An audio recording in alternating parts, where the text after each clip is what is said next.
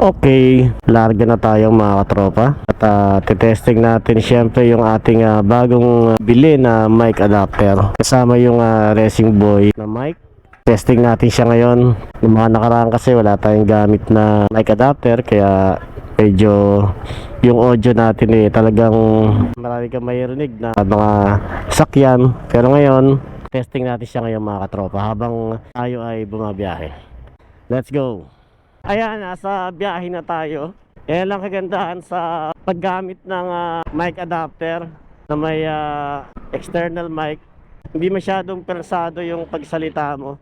Nasagap talaga yung mga sinasabi mo. Lalo na tayo ngayon, hindi tayo masyadong makapagsalita ng malakas dahil galing pa tayo sa trangkaso. Makatipay lalamunan natin. Medyo alalay lang tayo sa pagsalita dahil konting salita ubuhin. Yan. Sa ngayon medyo okay na tayo. Wag lang sana tayong abutin ng ulan. Medyo madilim ang panahon. Mga ingay na narinig ko, tingnan ko lang kung mababawasan yan or mawawala yan dahil sa gamit nating Racing Boy mic na may wind noise. 2 days din tayo hindi nakapasok mga katropa. Tinapuhan tayo ng trangkaso. Pero syempre ininuman natin ang ininuman ng gamot yan. Kaya medyo umigi na tayo. Hindi natin maiiwasan magkasakit talaga kahit na nag-iingat tayo Ang sakit nandyan lang yan Medyo may kakiputan ng highway dito sa San Mateo. May mga road widening dyan. Na one way yan. Super traffic dito sa umaga. Yung simbahan ng San Mateo. Ayan yung plaza munisipyo ng San Mateo. Ayan.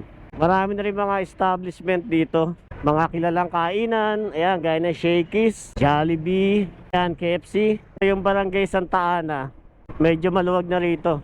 Malawak na yung kalye dito.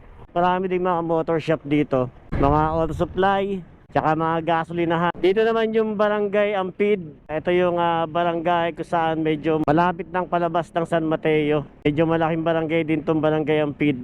Mas malawak ang kalye dito. Mercury, Tropical. Ayan yung Shell Station Hospital.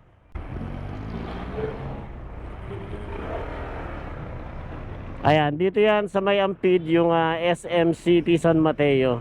Ayan, Caltex, Budget Lane. Ayan yung Pure Gold Banaba kung tawagin. Yung way na yun dun nga pala sa Ampid mga katropa, yun yung papunta ng Timberland.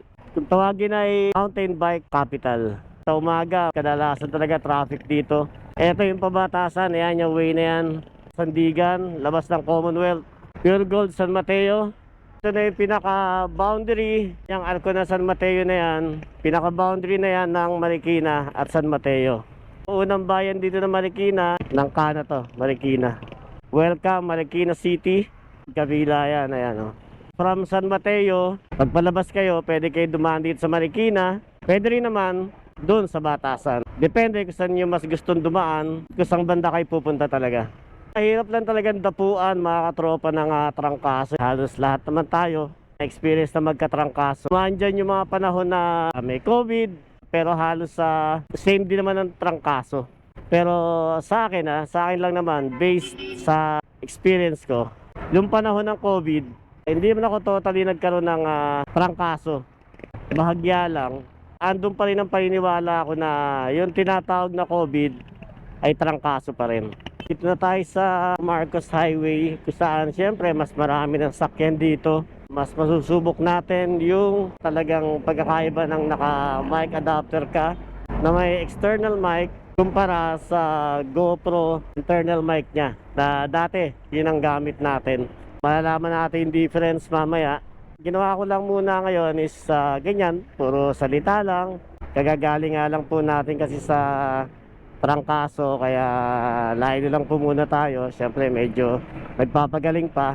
After po natin na maging maayos na ng tuluyan, siyempre lalarga na ulit tayo mga katropa. Babanat na ulit tayo, babakbak na ulit tayo ng mga dapat natin gawin para matapos natin ibang mga nakapending pa po natin na gawain.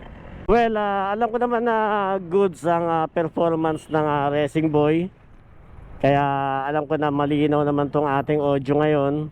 Plus, syempre, meron tayong mic adapter. Kaya nakakasiguro ko na malinaw At saka mas maganda na yung audio natin ngayon kumpara dati. Mas maintindihan nyo na yung mga bawat sinasabi po natin.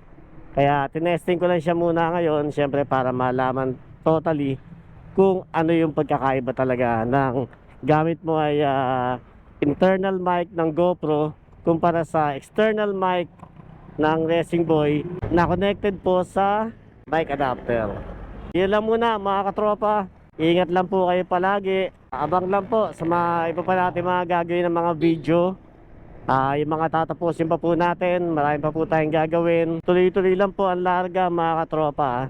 Lagi nyo pa rin tatandaan, syempre tuloy po ang buhay. Kahit magkatrangkaso po kayo, inom lang kayo ng gamot. Lilipas at lilipas din po yan. Gamot lang po ang katapat yan.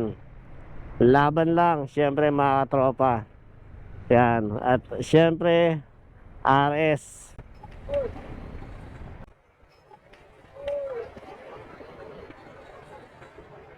Oh, sumabit. Sumabit si ate. Wala na, tinakbuhan na.